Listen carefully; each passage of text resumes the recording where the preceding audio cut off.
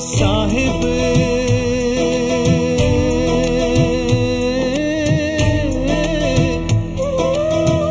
जग में महान है मेरा साहिब,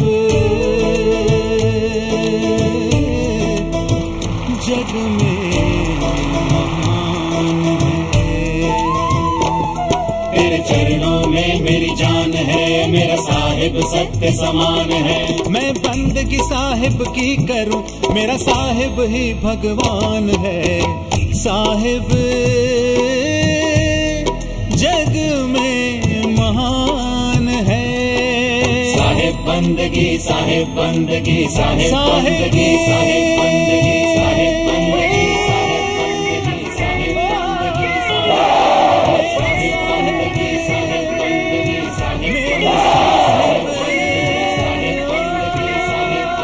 साहिब बंदगी, साहिब बंदगी। जहां तक साध्य और साधना की बात है, जहां तक कंसंट्रेशन की बात है, मैंने बड़ा टफ कंसंट्रेशन किया। मैं 2-2 साल सोया ही नहीं हूं। भला इसकी कल्पना भी नहीं हो सकती, आदमी का दिमाग मानेगा ही नहीं। मैं 3-3 महीने रोटी भी नहीं खाया हूं। मैं ब्रीथिंग भी नहीं लेता था। क्या इसको वैज्ञानिक लोग स्वीकार करेंगे? मैं बॉडी में भी नहीं उतरता था। पूरी अपनी ऊर्जा शक्ति कपाट में समेटे रहता था। मैं ये बताकर आपको डराना नहीं चाह रहा हूं। जहां तक दुनिया के लोग ध्यान की बात कर रहे हैं, इससे मैं ठीक वाकिफ हूं। और याद रखना, मैं लोगों से पूछता हूं अंदर की दुनिया में कैसे गए, वो इसी मेरी एक पॉइंट पर अटक जाते हैं। क्या पाता हूं? विकृत धर्मशास्त्र अध्ययन किए उन्होंने। वो धर्मशास्त्र किनके लिखे हुए हैं? विकृत लोगों के। ऐसे विकृत अशुद्ध धर्मशास्त्र पढ़कर आदमी भ्रमित है। जो अंदर की दुनिया, रूहानी सफर, रूहानी यात्राओं की बात कर रहे हैं, सच में उनको इसका इल्म नहीं है, पर वो लिखे जा रहे हैं।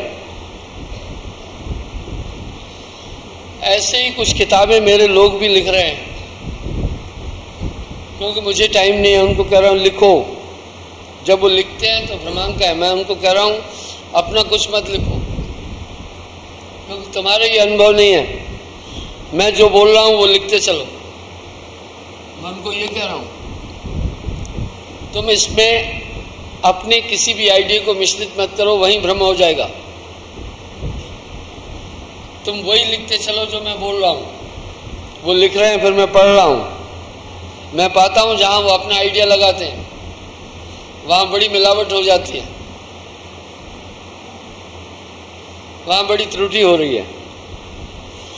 इसलिए जब हम लोगों से, मैं गोष्ठी करके बातचीत करता हूं, अंदर की दुनिया में कैसे जाएं, अटक जाते हैं वहां। अंदर की दुनिया कोई कोठरियां नहीं बनी है, जैसे अंबेडकर हॉल में ये कोठरियां बनी हैं, कमरे बने हैं, ऊपर तल्ला है, बेसमेंट है और रूम है, एसी रूम्स हैं और मैनेजर रूम है। अंदर कोई ऐसे रूम नहीं बने हैं कि उनमें घुस करके आप कुछ देखें। वो पहले ही शब्द पर अटक जाते हैं। सीधी बात है, अंदर की दुनिया का मतलब है अपने कॉन्शियस में आ जाओ, अपने ध्यान में आ जाओ, अपने में आ जाओ। ठीक है, ये अंदर की दुनिया में जाना।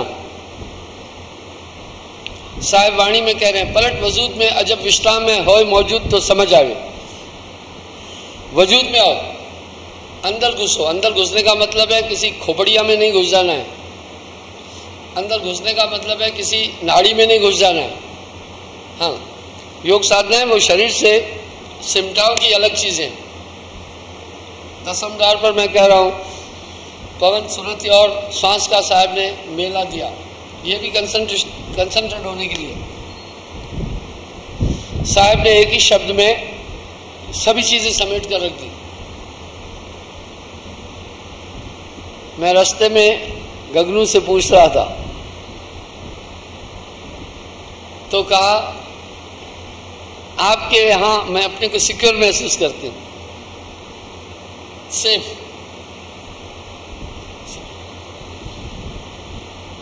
तो ये क्या है, अपने में कैसे सिमटे? जो कहा गया तेरे अंदर सब कुछ भरा पड़ा है, आखिर जो ये सब कुछ भरा पड़ा है, कपाट में भरा पड़ा है, खोपड़िया में भरा पड़ा है, नाक में भरा पड़ा है, हृदय में भरा पड़ा है, पेट में भरा पड़ा है, कहां भरा पड़ा है? ये आपके कंसंट्रेशन में। अगर आपकी आत्मा का कोई भी आइडियल स्वरूप है तो आपका कंसंट्रेशन है। अपने में आने का मतलब, अपने में जाने का मतलब एकाग्र हो जाओ।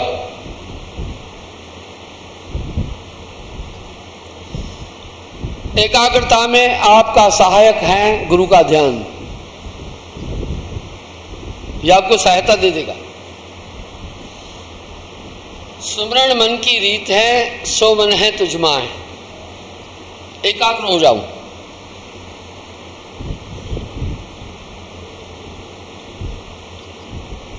सिमट जाओ।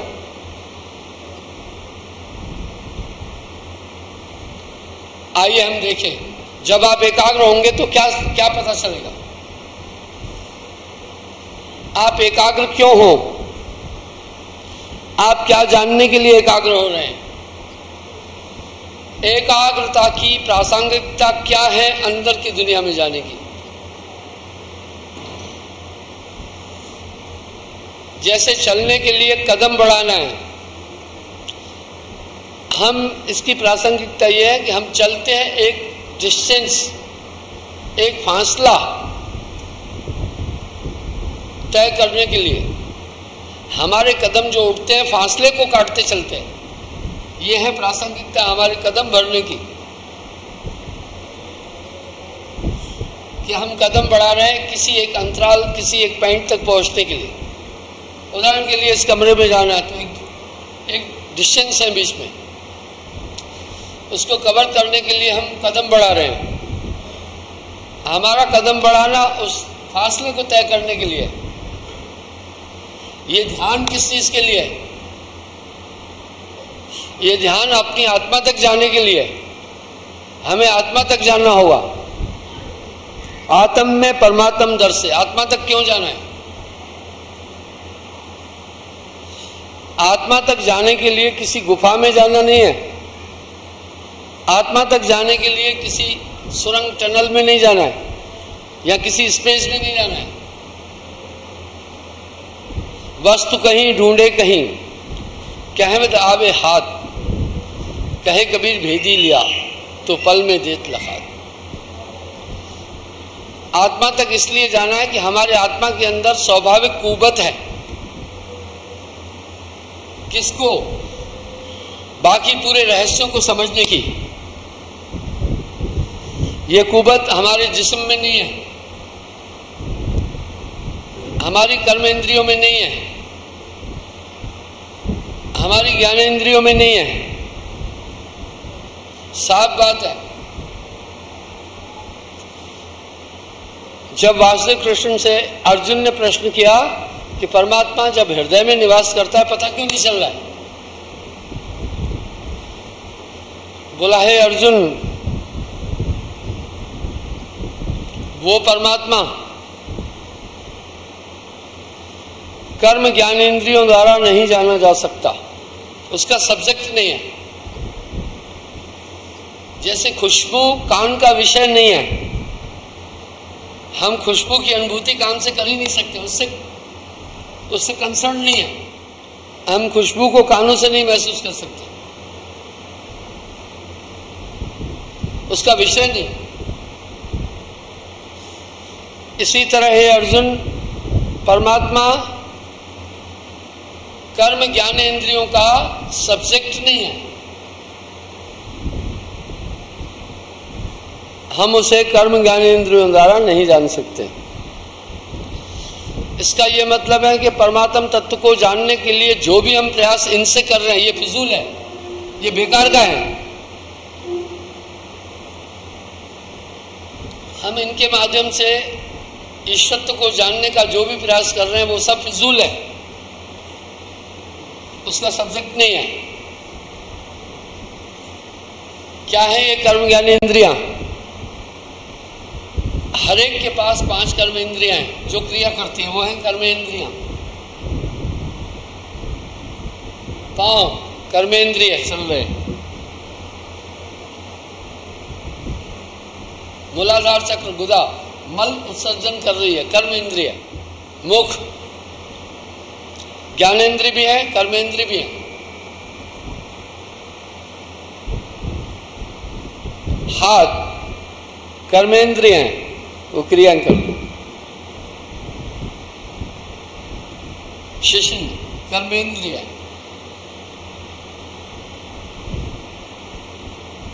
परमात्मा को इनके माध्यम से नहीं जाना जा सकता। 5 ज्ञानेंद्रिय हैं। 5 ज्ञानेंद्रिय हैं आंख, नाक, कान, मुख, त्वचा। आंख ज्ञानेंद्रिय है, ये ज्ञान दे रही है। ये सिंगारा साहब बैठे हैं, ये ज्ञानी बैठे हैं गुरशरण सिंह, ये प्रेम सिंह जी बैठे हैं, इसका बहुत आंखों ने दिया। नासिका ज्ञानेंद्रिय है, खुशबू और बदबू का इल्म दे रही है। शरीर के अंदर कोई भी अंग फिजूल नहीं है, कोई भी शरीर की सेटिंग वाहियात नहीं है, हर एक चीज अपनी जगह वेल सेट है।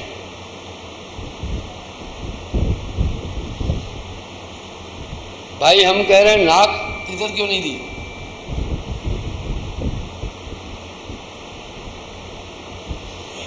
इधर क्यों दी गई? क्योंकि इस नाक की इधर जरूरत थी। भाई कान इधर क्यों दिए? कान इधर और इधर क्यों नहीं दिए? कान की यही वेल लोकेशन है, क्योंकि जब भी हम किसी से बात करते तो आंखों को देखकर बात कर रहे हैं, आंखों से देखकर बात कर रहे हैं, तो वो भी जवाब दे रहा है हमें। हम आंखों में देखकर बात करें तो उसके शब्द आ रहे हैं। कान में ये इधर पर्दे दिए ताकि शब्द को रोके, उधर वायु नहीं जाए, वो तरंगे यहीं रुके। इसलिए कानों की यहाँ जरूरत थी। अगर यहाँ होते तो कानों से नहीं हो सकता था।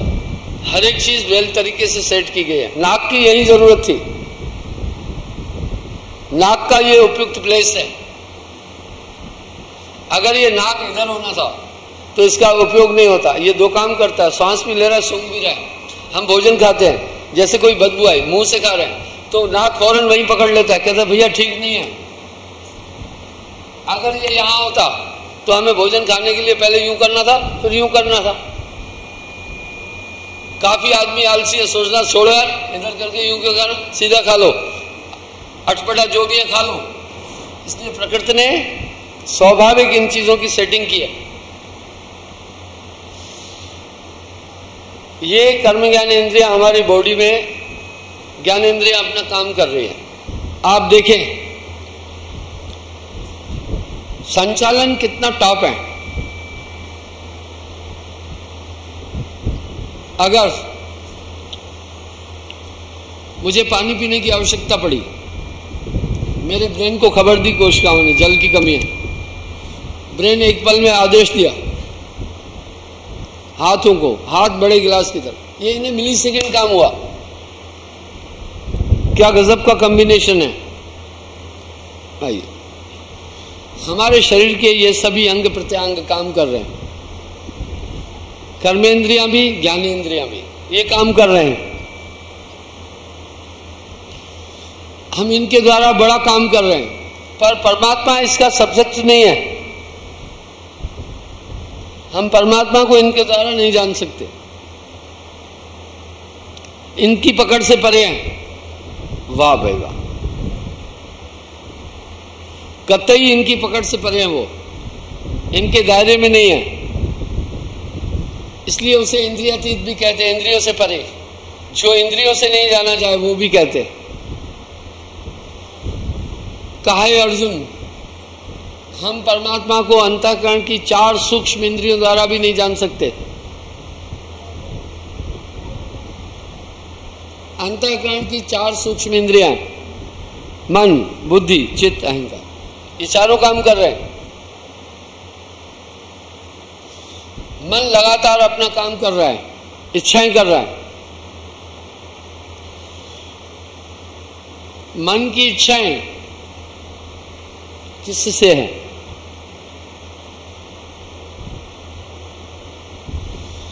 मन की इच्छाएं किन चीजों से ताल्लुक रखती है? मन की इच्छाएं किस पर आश्रित हैं, किस पर आधारित है?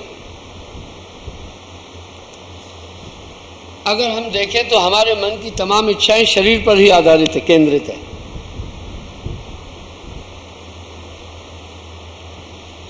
कभी कभी आप लोगों के मुंह से एक बात सुनते हैं, दुनिया मतलब की। ये बात दुनिया के लोग अक्सर कहते हैं, तो मैं उनसे सवाल करता हूं, उस दुनिया में आखिर तुम भी तो हो ना, तो तुम भी तो मतलब के हो ना।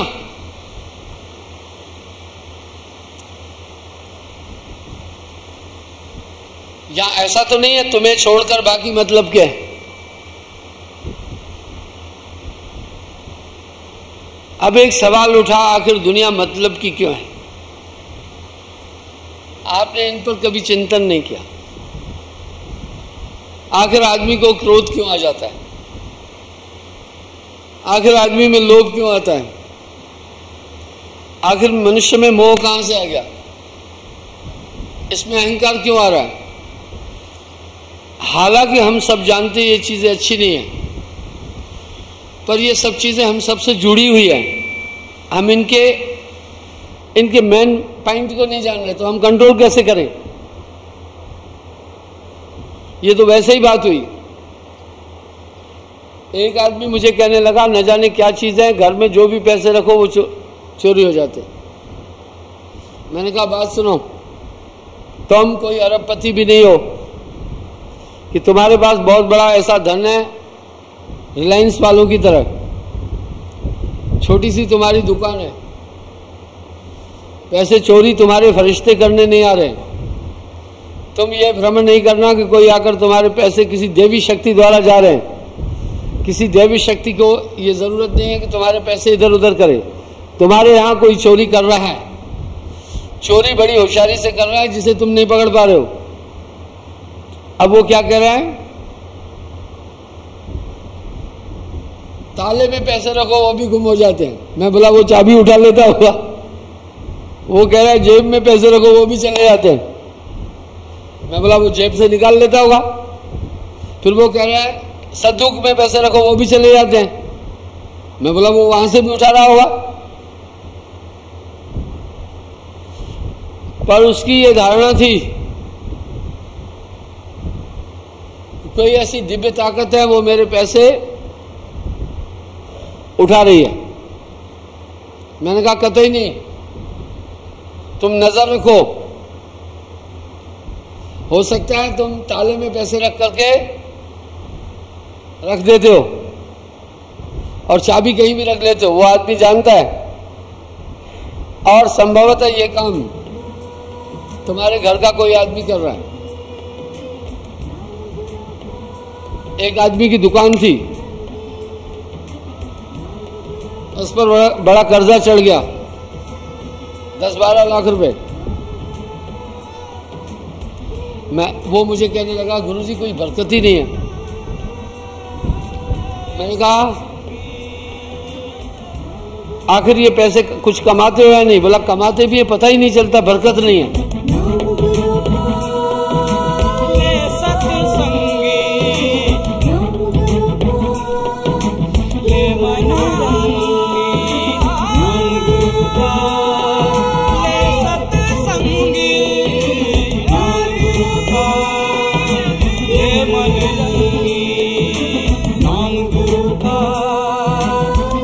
सत्संगी नाम गुरु का ले मन रंगी।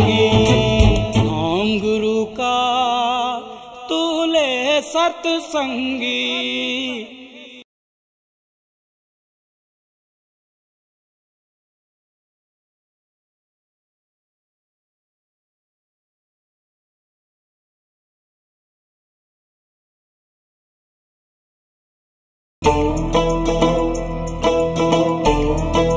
हो साहिब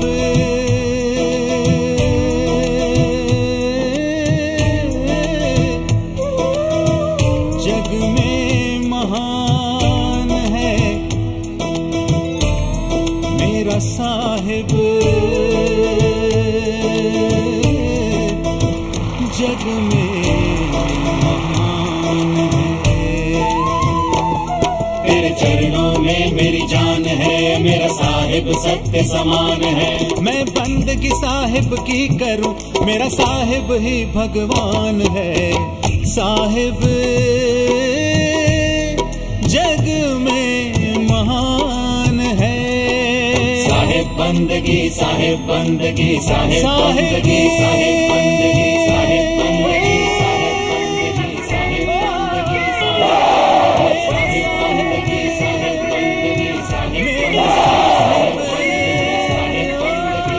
बंदगी, मेरा साहिब।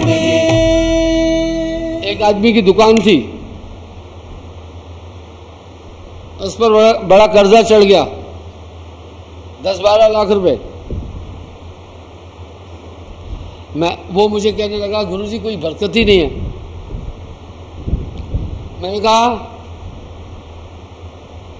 आखिर ये पैसे कुछ कमाते हो या नहीं? बोला कमाते भी है, पता ही नहीं चलता, बरकत नहीं है। मैंने कहा आखिर ये 10-12 लाख रुपए कहाँ चले गए? 10-12 लाख बड़ी पूंजी होती है, इतना तो तुम खा नहीं गए, कोई कुंभकर्ण तो हो नहीं है कि अचानक कहीं कहीं 2-2, 3-3 ट्रकें तुमने राशन मंगा कर खा लिया हो। घर में 2-3 प्राणी हैं, संभवतः उसी के घर के लोग चोरी कर रहे हैं, ठीक है? वो पैसे का हिसाब किताब नहीं रख रहा है, सेल कर रहा है, पैसे रख रहा है, उसमें से जो प्रॉफिट होती जा रही है उससे कहीं ज्यादा चोरी हो रही है। ये काम काफी दिन से चला और तुमने कभी इस पर ध्यान नहीं दिया, और उस आदमी ने काफी रकम ली। ये काम करने के लिए कोई डकैत नहीं आ रहे, संभवतः तुम्हारे घर के ही लोग हैं। वो बोलने लगा 2-3 लोग ही हैं घर में। मैं बोला संभवतः नहीं, 2-3 में से ही कोई चोरी कर रहा है। वो कह रहा है इसमें एक मेरी पत्नी है, वो क्यों चोरी करेगी? मेरा पैसा है, उसी का है। इसमें एक मेरा बेटा है, बेटा क्यों चोरी करेगा? धन उसी का है। इसमें कोई और घर में एक आध मेरे लड़की है, कोई भी है। मैंने कहा संभवतः तुम्हारे घर के किसी आदमी को चोरी की आदत है। वो तुम्हारी पत्नी भी हो सकती है, वो तुम्हारी बेटी भी हो सकती है, वो तुम्हारा बेटा भी हो सकता है। वो चोर हैं, वो तुम्हें इसका भेद नहीं दे रहे हैं, और धीरे धीरे वो पैसा सेव करते हुए जा रहे हैं। उन्होंने पैसा इकट्ठा किया, और ऐसे तुम बेवकूफ भी नहीं हो कि 10 रुपए की चीज ला करके 2 रुपए में बेच रहे हो। खरीदारी तुम खुद कर रहे हो, बिक्री भी तुम खुद कर रहे हो, कोई ग्रह प्रह नहीं है। सीधी सी बात है कि तुम्हारे घर में कोई चोर है, और चोर इन्हीं में से है। चोर कोई फरिश्ते नहीं आ रहे हैं जो तुम्हारा खजाना निकालकर तुम्हारे कागज के नोट फरिश्ते उठाकर ले जा रहे हैं। इसी तरह काया में भी बड़ी गड़बड़ है, चोर अंदर ही है, समस्या अंदर ही है। विष अमृत रहत एक संगा, मलया गिर में रहत भुजंगा, ये सब आपके अंदर भरे पड़े हैं। काहे अर्जुन, वो कर्मेंद्रियों से भी नहीं जाना जाएगा, ज्ञानेंद्रियों से भी नहीं जाना जा सकता है परमात्मा। बोला हे भगवान, फिर बोला हे अर्जुन, अंतःकरण की 4 सूक्ष्म इंद्रियों द्वारा भी वो नहीं जाना जा सकता। उस परमात्मा को अंतःकरण की 4 सूक्ष्म इंद्रियों से भी नहीं जाना जा सकता। वो क्या है? सूक्ष्म इंद्रियां। इनको सूक्ष्म क्यों कहा? दिखती नहीं है पर काम करती है। स्थूल इंद्रियां तो दिखी भाई, ज्ञानी जी की आंखें भी दिख रही है, टांग भी दिख रही है, नाक भी दिख रहा है, मुख भी दिख रहा है, कान भी दिख रहा है, अंग प्रत्यंग अनुभव हो रहे हैं, हाथ भी दिख रहे हैं। ये स्थूल मीन्स गोचर, जो दिखे। 5 कर्मेंद्रियां, 5 ज्ञानेंद्रियां, ये स्थूल इंद्रियां हैं। कहा है अर्जुन, अंतःकरण की 4 सूक्ष्म इंद्रियों द्वारा भी वो नहीं जाना जा सकता। अंतःकरण की 4 सूक्ष्म इंद्रियां क्या है?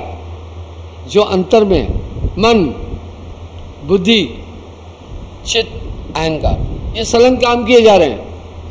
मन का काम है इच्छाएं, देखो सभी इच्छा कर रहे हैं, इसका मतलब मन एक्टिव है। बुद्धि, देखो सभी फैसला कर रहे हैं, एक कदम रखने पर भी फैसला करना है। मेरा एक ड्राइवर है, गाड़ी चलाता है, वो रास्ते का फैसला नहीं करता, खड्डे के पास लाकर गाड़ी खड़ी करके तब सोचता है अब क्या करें। मैं उसको कहता हूं, अब उसके लिए 2 बातें हो जाती हैं, या तो इसी में से घुसेड़ो तो झटका लगेगा। मैं उसको हमेशा कहता हूं, गाड़ी कंसंट्रेटली चलाओ, पहले से सोचो कि आगे खड्डा हुआ है तो क्या करूं। ये निर्णय तुम्हें पहले लेना है, खड्डे के पास पहुंच के नहीं लेना है। तू खड्डे के पास पहुंच के पहले ब्रेक लगाता है, टाइम जाया हुआ गाड़ी खड़ी कर देता है, उसके बाद तू फैसला करता है अब क्या करें। मेरे ख्याल से ये फैसला तुझे पहले करना है। ड्राइवर ये फैसला करता है किस तरफ से गाड़ी घुमानी है। आइए, तो आदमी फैसले कर तो रहा है ना, सभी तो फैसले कर रहे हो ना। ये जो फैसला करने वाली ताकत है इसको बुद्धि कहते हैं। ये अगोचर इंद्रियां हैं, पर हैं हम सब फैसला कर रहे। सब में तीसरी चित्त है, तीसरी इंद्री, सूक्ष्म इंद्री काम कर रही है। देखो, आप सबको मालूम है, शेखर जी को मालूम है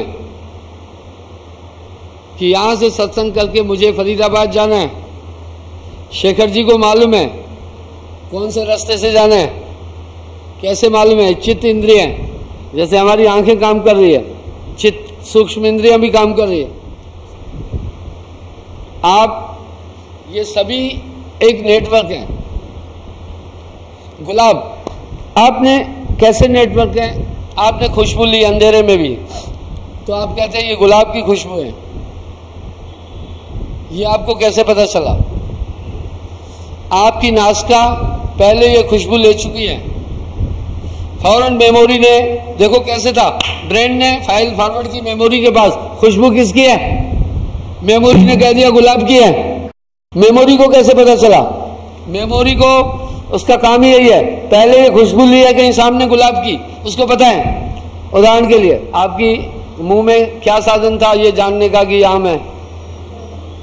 अच्छा, जिब्या। अब जिब्या जान गई कि मैं आम खा रही हूं, अदरवाइज जिब्या टेस्ट को फील किसने किया? हमारी मेमोरी ने। यानी ये कनेक्टेड थी सब चीजें, ये पूरा सिस्टम कनेक्टेड है। जैसे हमारा बॉडी का अंग प्रत्यंग अंग कनेक्टेड है, इस तरह हमारा पूरा मन कर्म ज्ञान इंद्रियों से कनेक्टेड है। अब आप देखें हमारा शरीर किस सिद्धांत से काम कर रहा है। उदाहरण के लिए, आपको प्यास लगी, प्यास कैसे पता चला? प्यास लगी, पहले कोशिकाओं ने ब्रेन को खबर दी है हमें पानी चाहिए। पहले हमारी कोशिकाओं ने, क्योंकि वहां हीट हो गई, पानी की मात्रा पेट ने महसूस की ना। हम सब पानी की जरूरत क्यों महसूस करते हैं भाई? नेचुरल बात है, हमारे शरीर में 98.4 डिग्री ताप है। कोई भी चीज खाते हैं तो पानी अब्जॉर्ब होता जा रहा है ना हमारी बॉडी में। एक लेवल मेंटेनेंस रखना है, नहीं तो हमारी पूरी कोशिकाएं, रोग आ जाएंगे, बीमारी आ जाएगी। हमारी कोशिकाओं ने ये खबर दी ब्रेन को कि हमें अभी पानी कम हो रहा है। हमारे ब्रेन को खबर कोशिकाओं ने दी, कनेक्टेड है ना। ब्रेन ने फौरन बाकी शरीर के मुनासिब अंगों को, योग्य अंगों को, जो ये काम कर सकते हैं, उनको संदेश दिया पानी। तो पहले मेमोरी ने बताया घड़ा उधर है, फिर ब्रेन ने टांगों को कहा चल उधर जल्दी, तो टांगे गई, ऐसे नहीं गई है। फिर हाथों को संदेश दिया उठा ग्लास पी लो। वाह वाह वाह, क्या रहस्य है शरीर के अंदर, हम पानी पी। आखिर ब्रेन का संचालन कौन कर रहा है? क्या हम देख सकते हैं? नहीं। क्या हम जान सकते? नहीं। हमारे ब्रेन का संचालन कौन कर रहा है?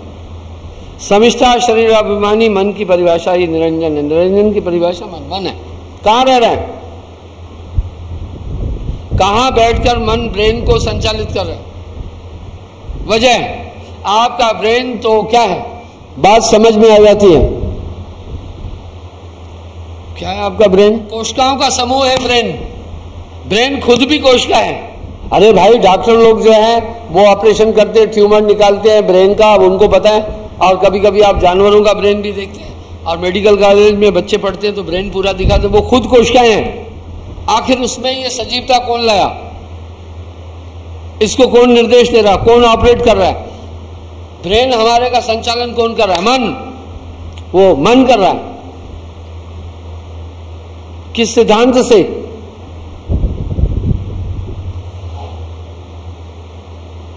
तरंगों द्वारा। कहे निरंजन कौनी वाणी। ये कैसी तरंगे हैं? आपको पानी पीना है, ब्रेन ने। उदाहरण के लिए आपकी एक इच्छा हुई बाजार चलना, वो इच्छा ये थोड़ी आती है, कोई ऐसे थोड़ी एक्सप्लेन करके कहता है चलो बाजार घूमने, तो आप तो विरोध कर लेंगे। कौन बोल रहा है बाजार घूमने के लिए? नहीं जाना है बाजार। ये एक टच फीलिंग से आपके पास संदेश आया, यही मन काम कर रहा है। ठीक है, यही काम मन कर रहा है। कहां से ही आ रहा है? ये ब्रेन के पास सीक्रेट पॉइंट से तरंगे दे रहा है। ब्रेन स्वयं संचालित नहीं है, वो ब्रेन को संदेश देता है। अब ब्रेन का संचालन कौन कर रहा है? आत्मा। कैसे? उदाहरण दूंगा। इसलिए तो साहब कह रहे ना, ये काया है समृत केरी, काया की गत काव नहरी, शिव गोरख से पचपच हारे, इस काया का भेद न पाए। आप चुपचाप देखना, आप में इच्छा उठी आम खाएं। कभी कभी अभी वैज्ञानिक लोग आदमी के जिस्म के 10 रहस्य नहीं जान पा रहे, वो रिसर्च कर रहे हैं। ये भावुक क्यों होता है, ये स्वार्थी क्यों है,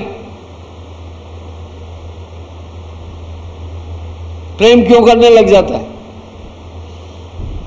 वैज्ञानिक लोग तो अभी कक्का की पढ़ रहे हैं, वो कोशिकाओं का खेल जान रहे हैं, आगे का रहस्य अभी तक उनको नहीं पता है। अरे आगे का क्या, अभी तक बॉडी का पूरा रहस्य नहीं पता है कि ये कोशिकाएं हमारी किस किस कारण से क्या क्या डिमांड कर रही हैं। पर हमारे संतों ने ये रहस्य काफी पहले बोले हुए, काफी पहले बोले।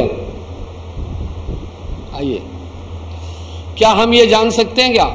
अब हमें ये जानना है, हमारा मन संदेश कैसे पहुंचा रहा है हमारी बॉडी तक। हमारा मन संदेश कैसे पहुंचा रहा है, ये जानना है। आदमी ये नहीं जान रहा है, इसको मन ने सीक्रेट रखा है। कोई बात हुई, आदमी गाली क्यों बकता है? गाली बकने से आदमी को शांति मिलती है। पहली बात, आदमी किसी को मारता क्यों है? महात्मा ने कहा, आखिर तुम विश्व विजयी क्यों बनना चाहते हो? सिकंदर ने कहा था कि शांतिपूर्वक राज्य रहूं। महात्मा ने कहा, यह कैसी शांति है कि हम दुनिया को खत्म करके तब हम शांति चाह रहे हैं, ये कैसी शांति है? और तुम्हारे इस मिशन में मैं आशीर्वाद देने का मतलब अध्यात्म शक्ति, इस गंदे काम के लिए मैं तुम्हें अपना आशीर्वाद नहीं दे सकता हूं, क्योंकि तुम्हारा मिशन है दूसरे को मारना। मेरा ये सवाल उठा, और होता भी यही है। आदमी ने कोई गलती की, यहां आपको कुछ, तो आप 2 तमाचे मारकर, मैं उदाहरण दे रहा हूं, मैं जा रहा था केरन जम्मू, एक लड़का चला रहा था मोटरसाइकिल, संभवतः या तो उस बच्चे से गलती हुई होगी या उसकी अपनी भी होगी, गुस्सा है भी चालाक,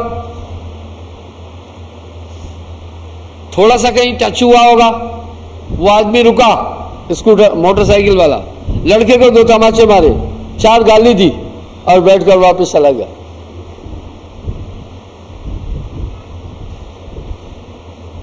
मैं पूछना चाहता हूं, ये काम कैसा रहा?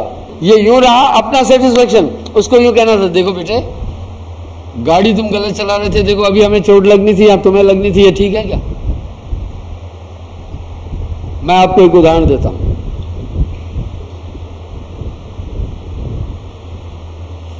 उसे ये एहसास कराओ कि तुमने गलती की, ये एहसास उसे तमाचा मार के नहीं कराओ, बचो, उसे गालियां देकर नहीं कराओ, क्योंकि इससे उसे एहसास नहीं होगा, घृणा होगी। क्या होगा? एहसास की जगह घृणा आएगी जरूर। सुनो, मैं इसका उदाहरण देता हूं। नई गाड़ी निकाली थी मैं, बिल्कुल ब्रांड न्यू, अभी एक हफ्ता भी नहीं हुआ। जम्मू तालाब तुल्लो में थोड़ी रश थी, धीरे धीरे गाड़ियां चल रही थी, जाम था, फिर चल रही थी, फिर रुक रही थी। इतने में एक ऑटो वाला आया, उसने पीछे से धड़ाम से हमारी गाड़ी को टक्कर मारा। अच्छा, मैंने ड्राइवर को कहा भाई रुको, मैं उतरकर उसके पास गया। पहले मैंने देखा गाड़ी का नुकसान कितना हुआ है, फिर मैं ड्राइवर को कहा भाई एक बात बताओ, अब मैं उसे मारना शुरू करता तो ये मेरी अपनी कमजोरी नहीं है क्या सिंगारा साहब? इसको बहादुरी नहीं मानना, ये एक बेहद कमजोरी है। मैं उसके पास गया, मैंने कहा भाई सुनो, गाड़ी के पीछे टक्कर मारा, अभी मुझे पूरी पेंट दोबारा करनी पड़ेगी, डेंटिंग करनी पड़ेगी, और लाइट तोड़ दी तुमने। वो कहने लगा, इसने अचानक ब्रेक लगाई। मैं कहा भाई बात सुनो, इतने में लोग इकट्ठे हो गए, लोगों की आदत है थोड़ी, कोई घटना हो तो इकट्ठे हो जाएंगे, लड़ाई हो तो इकट्ठे हो जाएंगे, कोई बात हुई तो इकट्ठे हो जाएंगे। मैंने कहा भाई सुनो,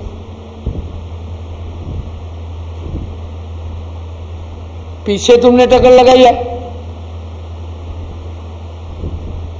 कसूरवार नियम के अनुसार तुम हो, एक मेरा विरोधी आ गया इतने में, बुला, अगर इसने कुछ लगाया तो इसको क्या फांसी चढ़ाओगे क्या? मैं जान गया ये मेरा कट्टर विरोधी है, अपनी भंडास निकाल रहा है। अरे जाओ, जो नुकसान होगा वही तो लेना, और क्या? उसने सोचा छोटा सा पेच है, एक लाइट टूटी थी। मैं कहा आप ठीक कह रहे हैं। मैंने उसको क्या कहा, इसको फांसी नहीं चढ़ाना, सिद्धांत भी यही होता है, अगर एक्सीडेंट हो जाता है तो जिसका नुकसान हुआ वो कहता है भाई तेरी गलती है, ये नुकसान की भरपाई करे, यहां तो चलो थाने में।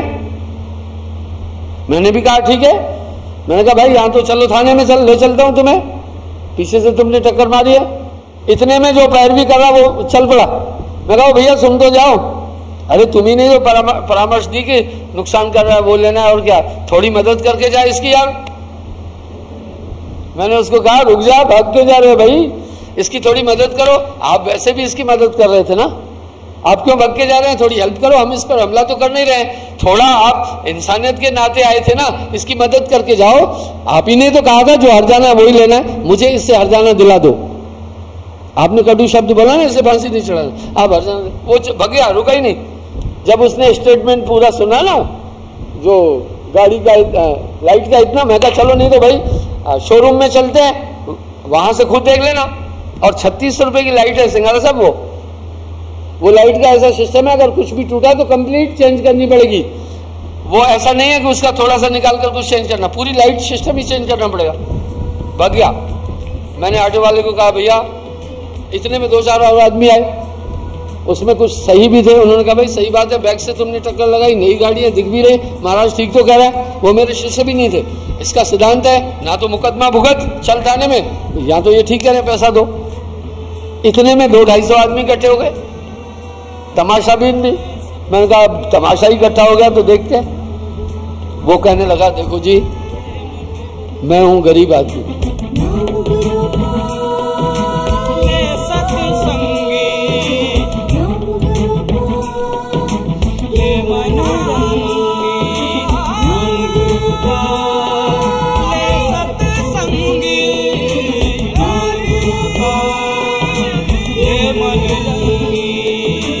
नाम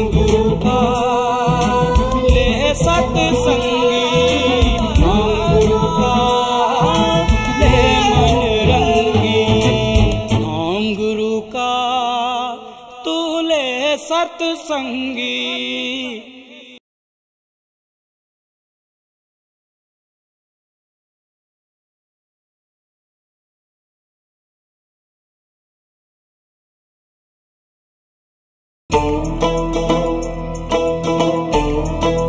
हो साहिब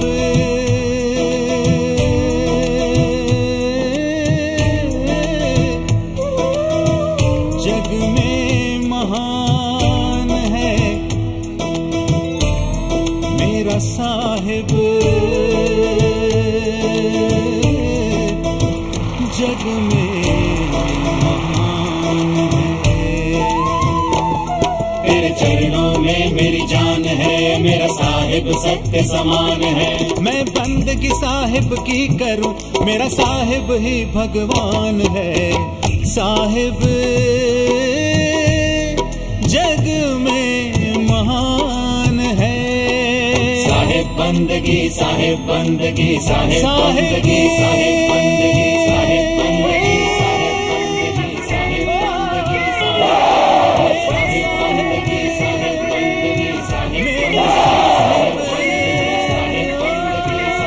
बंदगी, साहिब मेरा साहिब।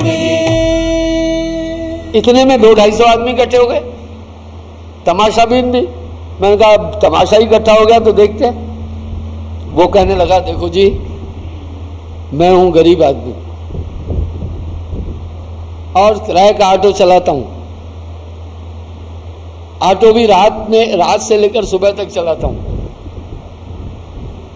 2-3 बच्चे हैं मेरे, 100-150 रुपए कमाता हूं। इतना पैसा मैं नहीं दे पाऊंगा महाराज। मैं बोला बस तुझे ये एहसास कराना था, गलती है। तू गलती तो मानना है ना? बोला बस ठीक है, मुझे तुझसे पैसा चाहिए भी नहीं, मैं तुझसे पैसे लेना भी नहीं था। इतने लोग खड़े हैं, तू एक गरीब इंसान है, ये छोटा मैं काम करता तो मेरी प्रतिभा के अनुसार ये गलत था। सच में मैं तुमसे पैसे नहीं लेना था, पर तुम्हें तुम्हारी गलती का बोध तो कराना था, तू उल्टा मुझे बोल रहा है। ये विवाद क्या, इसलिए मैं आपको राय दे रहा हूं, जहां भूलो वहीं स्वीकार करना, आगे मीन में मत करना कुछ भी, सीधा वहीं स्वीकार कर लेना। अब सेफ है, फिर आप बच गए, आपका फायदा होगा। पर गलती करके फिर आप एहसास भी नहीं करो, अपने तर्क दो तो उलझते जाओगे। आपका कॉन्शियंस आपको वहां फौरन बता देगा यहां भूल है, वहां फौरन स्वीकार कर दो यहां गलती है, यहां गलती है। कभी कभी ये ड्राइवर से गलती हो जाती है, वो चिंताओं में डूबा हुआ होता है। आइए मैं ये कह रहा हूं, न तो आदमी को यह मालूम है कि हमारे ब्रेन ने कैसे संदेश दिए, उसे नहीं मालूम। न तो आदमी को यह मालूम है कि स्थूल में मेरे शरीर का संचालन कैसे हो रहा है। आदमी अपने से बेखबर है। हाँ भाई पप्पी, कभी कभी आम खाने की इच्छा होती होगी, कभी कभी अमरूद खाने की इच्छा होती होगी, कभी कभी केला खाने की इच्छा होती होगी, कभी कभी भिंडी खाने की इच्छा होती होगी, कभी कभी आलू की सब्जी खाने की इच्छा होती होगी। ये इच्छा क्यों होती है नहीं मालूम। इच्छा आपकी थी, आप में इच्छाओं का उद्गम क्यों हुआ आपको पता ही नहीं है। आओ मैं बता दूं, ये भी कोशिकाओं का खेल है। आपकी कोशिकाएं ये बात ठीक से जानती है। आम से जो तत्व आपको चाहिए आपकी नाड़ियां अंदर की जान रही हैं, इसलिए वो अंदर से विश कर रहे हैं। जिस चीज की कमी है, जिसकी आवश्यकता है, उसको खाने की इच्छा होती है। आपकी कोशिकाओं को उस समय उससे प्राप्त होने वाले तत्व की जरूरत थी, इसलिए इच्छा हुई। आपके शरीर में कुछ भी खाने की इच्छा वैसे ही नहीं होती है, उन तत्वों की जरूरत है। कभी कभी आप मिठाई नहीं खाना है, क्यों? कोशिकाओं ने कहा भरपूर मिठाई से प्राप्त होने वाले तत्व हैं, नहीं चाहिए, अब उन्होंने नकार दिया। ये इच्छाएं हमारे शरीर के माफिक हुई, शरीर की आवश्यकता के अनुसार हुई। चलो आदमी को शरीर की कोशिकाओं का भी बोध नहीं है, हमारे अंदर इच्छाएं क्यों हो रही है, हम ये सब चीजें क्यों कर रहे हैं। तो किसी ने अखबार में पढ़ा क्या, गाली बकने से शांति मिलती है? जिसने पढ़ा हाथ खड़ा करे। कोई नहीं पढ़ा। सही में गाली बकने से उसको शांति मिल जाती है। उसको गुस्सा है आपने कोई ऐसा काम किया, वो गाली बकता है, आप चुप रहे, वो शांत हो जाता है। देख लेना, फिर चल पड़ता है। वो क्या हुआ, वो शांत होकर जा रहा है। उसने सोचा अपना काम मैंने फतेह कर लिया है। मैं कह रहा हूं ये शांति विचार से क्यों नहीं आई? आप सोच पॉजिटिव रखो ना। सिंगारा साहब खड़े हो जाओ। कितने साल से जानते हो मुझे? सिंगारा साहब मुझे 39 साल से जानते। ये 39 साल कोई छोटा टाइम नहीं है। इस 39 साल में आपने मुझे गाली बकते सुना? हम गाली बकी नहीं। मैं सिंगारा साहब से 50 गालियां सुनाऊं, किसी को दे दे, बकते हो नहीं? मैं कभी नहीं बका। मैं आपसे जो बातें कर रहा हूं उसका अमल कर रहा हूं, ठीक है? कहता नर बहुते मिले, कहता मिला न कोई, वह कहता बह जान दे। जो न कहता हो, साहब कह रहे कहने वाले बहुत मिलते हैं, अनुकरण नहीं कर रहे। किस काम का वो आदमी है जो कह रहा है, अनुकरण ही नहीं कर रहा है? अब ये सवाल उठा, साहब बड़ा सुंदर बोल रहे हैं, चश्म दिल से देख तू, क्या क्या तमाशे हो रहे, दिल सता क्या क्या है तेरे दिल सताने के लिए। भाई अंदर की आंख से देखो। ये रेलवे का महकमा क्या कर रहा है? पूरी रेल विभाग को कंट्रोल कर रहा है। रेल विभाग को कंट्रोल कैसे कर रहा है? एम्प्लॉइज को, उसकी मेंटेनेंस को, कोचेस बनाना और लाइन लेआउट करना, उसकी जो एम्प्लॉइज है उनको वेतन देना। ये पूरा एक रेल तो एक छोटा शब्द है, पर महकमा कितना बड़ा है? बड़ा है ना नितिन जी? आपके इस आंख के महकमे को एक ताकत कवर पूरी टैकल कर रही, इसका बड़ा जबरदस्त नेटवर्क है। इसी तरह शरीर के अंदर 14 अंतःकरण है, 14 के मिनिस्टर हैं, 14 वो अपना अपना काम कर रहे हैं। देखा कितना बड़ा? बड़े बड़े 14 देवता आपकी इस बॉडी के एक एक पार्ट को संचालित कर रहे हैं। सिंगारा साहब वंडर नहीं है?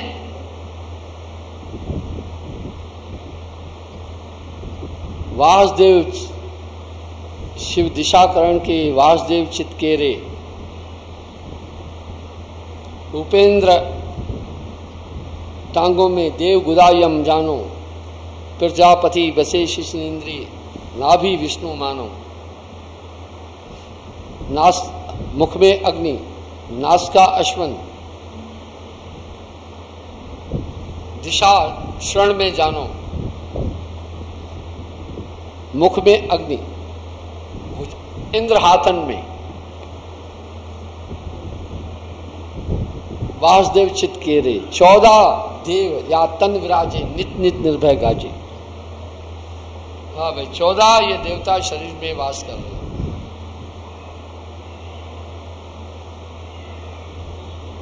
टांगों में उपेंद्र, गुदा पर यम जी, शिशनेन्द्र पर प्रजापति ब्रह्मा, नाभि में विष्णु जी। देखो पालन कर, नाभि पूरे बॉडी को फीड दे रही है, पालन करता विष्णु जी। या पिंडे सब्रह्मण्डे, हृदय क्षेत्र में शिव जी, भुजाओं में इंद्र, देवताओं का राजा। देखो एक आदमी को पत्थर मारो तो आंखें बंद होती, वो कहते नहीं नहीं नहीं नहीं हमें नहीं लगी।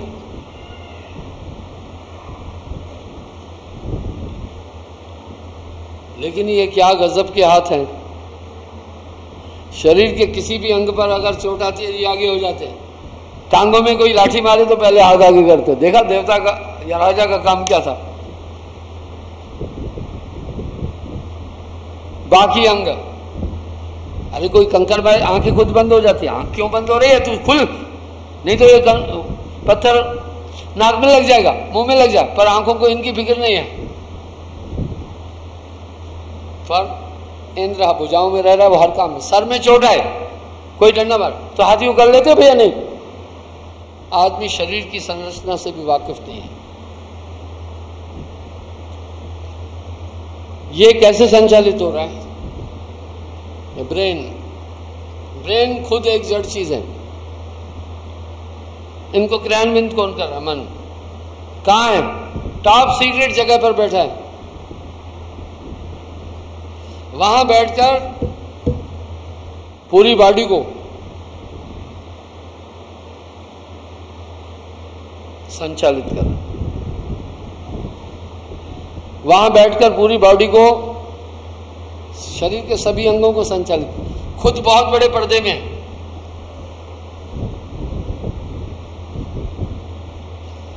तो आत्मदेव कहां है?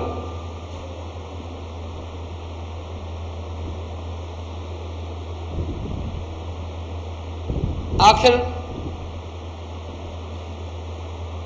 हमारे शरीर का पूरा सिस्टम कैसे चल रहा है? मन ने तरंग दी, आम खाएंगे, तो क्या आम हासिल हो गया? ये तो मन की एक कल्पना थी ना, मन की एक संकल्प था ना, मन की एक इच्छा थी ना। अब क्या होता है? मैं ये बताना चाहता हूं किस सिद्धांत से हमारी आत्मा काम कर रही है, किस सिद्धांत से हमारा मन काम कर रहा है, ये आदमी नहीं जान रहा। ध्यान में बैठने की प्रासंगिकता बताना चाह रहा हूं मैं। मन ने कहा आम खाना है,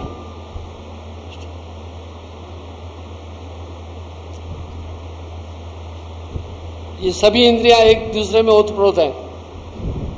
आप जतन करते हैं अब आम खाने का। आम हासिल कैसे हुआ? आप आम तक पहुंचे, चाहे पेट तक पहुंचे, चाहे बाजार तक पहुंचे, यत्न ये है उसकी प्राप्ति का। ये हुआ मन का काम। क्या इसमें आत्मा की सहभागिता थी? शेयर था क्या? तो आखिर कहां बैठी आत्मा? आत्मा की सहभागिता थी। क्या किया आत्मा ने? पूरे शरीर को पावर दिया। इसका मतलब है डिजायर हमारी आत्मा का नहीं है, ठीक है? संकल्प हमारी आत्मा का नहीं है, डिमांड हमारी आत्मा की नहीं है।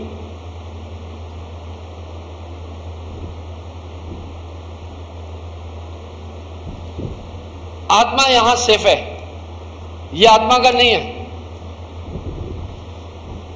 पर मन की पूरी इच्छाओं की पूर्ति का साधन और जरिया आत्मा है, ठीक है? कैसे?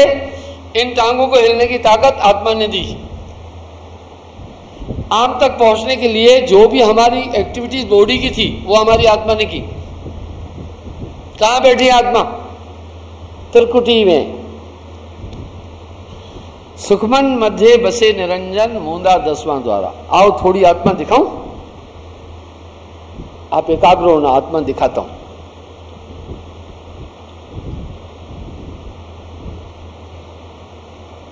प्रमाण से दिखाऊंगा।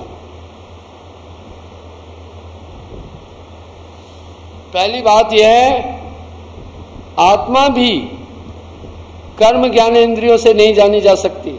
ये देखो ज्ञान इंद्रिय द्वारा जाना कि ये हार्ड टॉवल है, ये हमने जाना, ये तस्तरी है, एक ढक्कन है, ये ग्लास है। आत्मा अनुभव की जा सकती है। आत्मा क्या है? आत्मा कर्म ज्ञान इंद्रियों से नहीं जानी जा सकती। आओ अनुभव कराता हूं आत्मा। आप एकाग्रता से मेरी बात सुनना।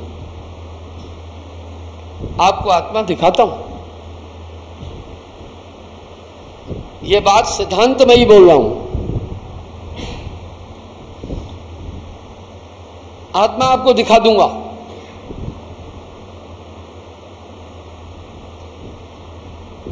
आपने सुना होगा ना, एक पल में आत्मा का ज्ञान दिया था अष्टावक्र को।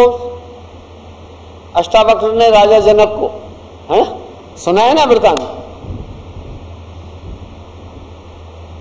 पात्र बने तो यह दिया जा सकता है। कैसे दिखाता हो आत्मा? सबसे पहले आप ये देखिए, ये श्वास ली जा रही है या खुद चल रही है? शास्त्रों से प्रमाण के द्वारा आत्मा दिखाऊंगा, ठीक है?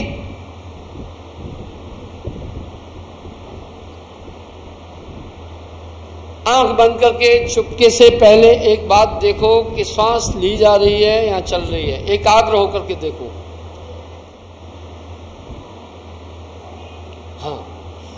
हाँ भाई, सांस ली जा रही है या चल रही है नेचुरल?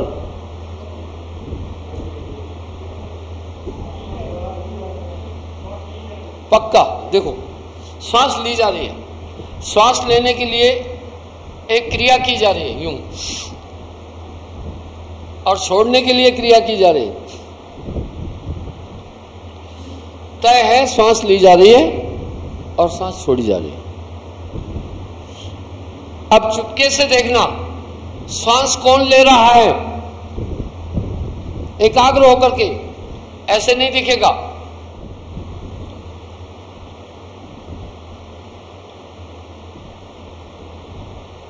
हाँ सुनिए, पहली बात बताना चाहता हूं, सांस से हमारा पूरा शरीर चेतन है। पेड़ जिंदा किस पर है? पानी पर। पेड़ों को जिंदा रहने के लिए पानी चाहिए, पानी चाहिए।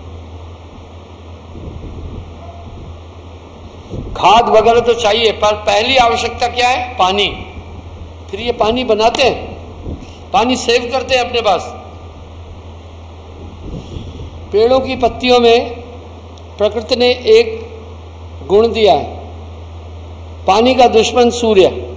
सूर्य पानी का शोषण कर देता है, पर पेड़ों की पत्तियों में गुण है, सूर्य की किरणों को भगा देती है, वहां से 10-12 मीटर के दायरे में नहीं आने देती है। पेड़ अपने नीचे नमी रखता है, कभी भी देखना नमी है। पेड़ अपने पोषक तत्वों को अपने द्वारा पोषित करता है। पेड़ के नीचे नमी मिलेगी, इसलिए पेड़ के नीचे की ठंडक अलग है। अमवा की छैया, बरगद की छां, ये क्योंकि वो नेचुरल है, वो स्वाभाविक है। पेड़ ने अपने नीचे इर्द गिर्द नमी रखी है। नमी का मतलब है उसी से फिर वो भोजन, अपनी डाइट ले रहा है। अगर ये नमी खत्म हो गई तो पेड़ खत्म हो जाएगा। इसलिए कुदरत ने उसकी पत्तियों में क्या गुण दिया है? सूर्य की तीक्ष्ण और जलाने वाली किरणों को रिफ्लेक्ट करके दूर भगा देता है। इसलिए पेड़ के नीचे नेचुरल ठंडक है। आप वहां पहुंचते हैं तो आपका दिमाग भी चेंज हो जाता है, मेंटलिटी और किस्म की हो जाती है, आप गुड फील करते हैं वहां। इसी तरह सांस आत्मदेव ले रहा है। गौर से देखना, एक चेतन चीज है जो ये काम करने में लगी हुई है। इसको कहते हैं जीव। इसको जीव क्यों कहते हैं? प्राणेंधरेश, प्राणेंधरेश जीवेशु, प्राणेंधरेन जीवेशु, प्राणेंधरेत जीवेशु।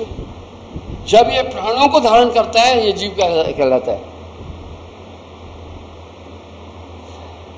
भाई, ये जल जब ठंडक को प्राप्त करके ठोस रूप धारण करता है तो इसकी संज्ञा है बर्फ। जब ये ताप को प्राप्त करके वाष्पीकृत हो जाता है, इसकी संज्ञा है वाष्प। जब ये अपने स्वाभाविक रूप में है, इसको कहते हैं जल। कभी कभी आप देखते हैं, जब आप एसी लगाते हैं, एसी में तो पानी नहीं भरते ना, या भरते हैं? तो पानी क्या टपकता है वहां से? एसी के बैग में आप लोगों को पानी टपकता है, कभी कभी टपकता है ना। ये कहां से आया? बस जल दो गैसों का मिश्रण है, कमरे के अंदर वो कूलिंग पैदा किया, उधर की एक गर्म हवा खींची, इंटेक्ट हुई, वायुओं से जल बन गया। इसका मतलब है जल दो गैसों का मिश्रण है।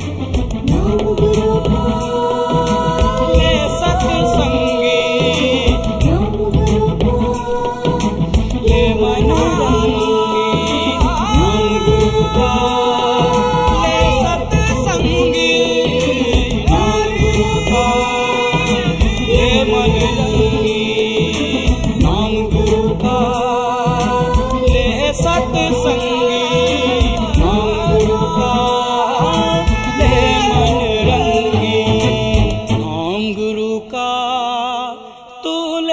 सतसंगी।